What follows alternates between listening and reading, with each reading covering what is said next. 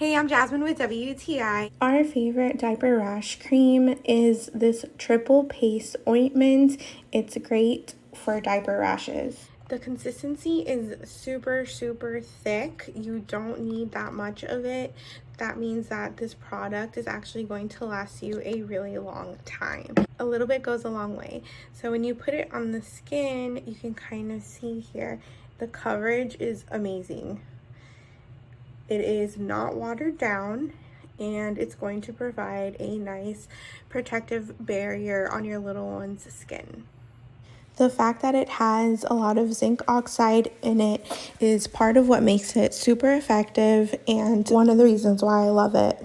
This is definitely an item that we always have at the house, and also its small size makes it easy to take on the go. I highly recommend triple paste. This stuff is amazing, and that's my point of view.